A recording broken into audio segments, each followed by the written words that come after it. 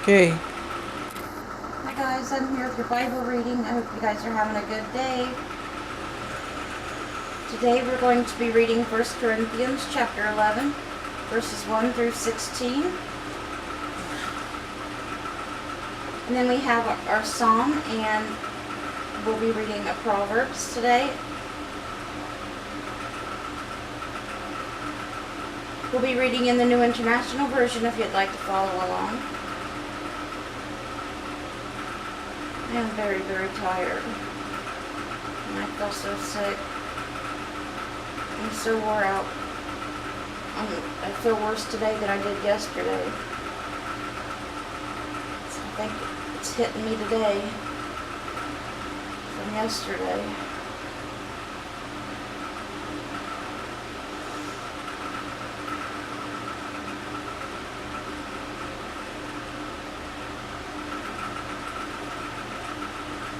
Okay guys, let's get started.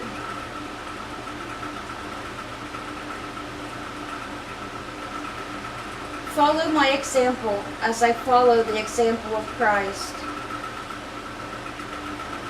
I praise you for remembering me in everything and for holding to the traditions just as I pass them on to you. But I want you to realize that the head of every man is Christ, and the head of the woman is man, and the head of Christ is God. Every man who prays or prophesies with his head covered dishonors his head, but every woman who prays or prophesies with her head uncovered dishonors her head. It is the same as having her head shaved. For if a woman does not cover her head, she might as well have her hair cut off. But if it is a disgrace for a woman to have her hair cut off, or her head shaved, then she should cover her head.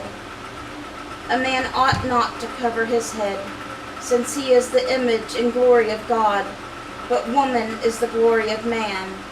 For man did not come from woman, but woman from man. Neither was man created for woman, but woman for man. It is for this reason that a woman ought to have authority over her own head, because of the angels. Nevertheless, in the Lord, woman is not independent of man, nor is man independent of woman. For as woman came from man, so also man is born of woman. But everything comes from God. Judge for yourselves. Is it proper for a woman to pray to God with her head uncovered? Does not the very nature of things teach you that if a man has long hair, it is a disgrace to him, but that if a woman has long hair, it is her glory? For long hair is given to her as a covering. If anyone wants to be contentious about this, we have no other practice, nor do the churches of God. And that's what we're going to stop with 1 Corinthians today. That was chapter 11, verses 1 through 16. Now we're going to go on to Psalm 35, and we'll be reading verses 1 through 16. And this is a Psalm of David.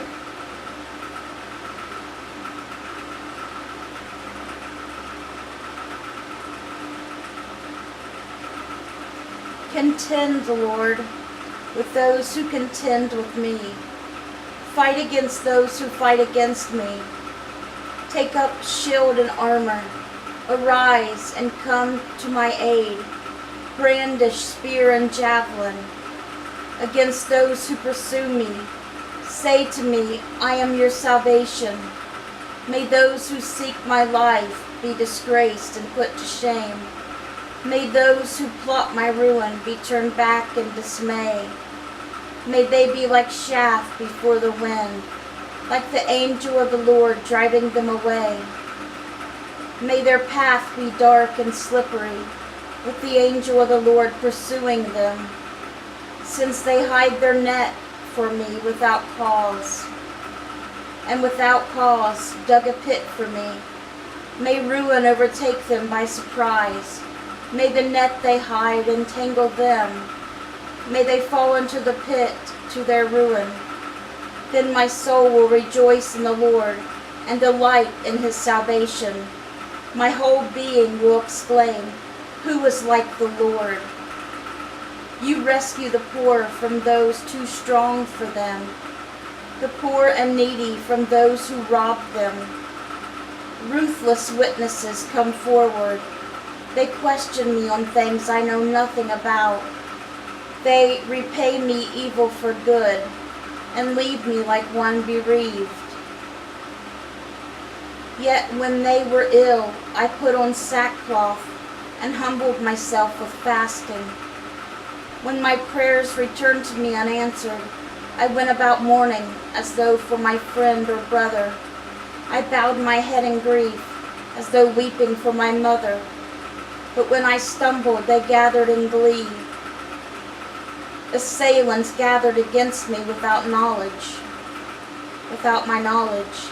They slandered me without ceasing. Like the ungodly, they maliciously mocked. They gnashed their teeth at me.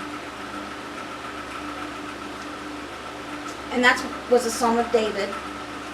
Psalm 35, verses 1 through 16. That's where we're going to stop with it today. Now we're going to go on to our Proverbs today. We got 2 Proverbs. Proverbs chapter 21, verses 17 and 18. Whoever loves pleasure will become poor.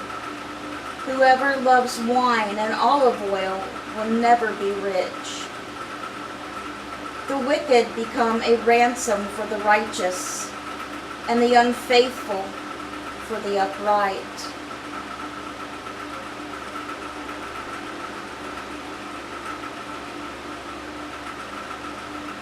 Okay guys, that was our Bible reading for today. I hope it touched your guys' hearts. They had to biopsy Kenny Wellman's kidney, the new kidney that he had transplanted. The kidney is fine. It wasn't being rejected. The medicine that they give you to, when they replace your organs, whatever it's called, replacement drugs, I guess they were not working for him, so they're changing up his medicines. So he's got to keep going back, getting tested, and his blood pressure's still not doing well. But they're changing all his medicines up, and he's got to keep going back, getting tested and stuff. But his kidney seems to be still working good, so. But they're, still gotta keep a close eye on him and figure out if this is gonna do good, the change of the medicine and everything. So hopefully it will, so please keep him in your prayers. And please keep Shannon Dunn's mom in your prayers, because I don't know how her surgery went yesterday. Alright guys, I hope you guys have a great rest of your day. Let's bring those souls to Jesus, and God willing, we'll see you guys again tomorrow with another Bible reading. Bye guys, God bless.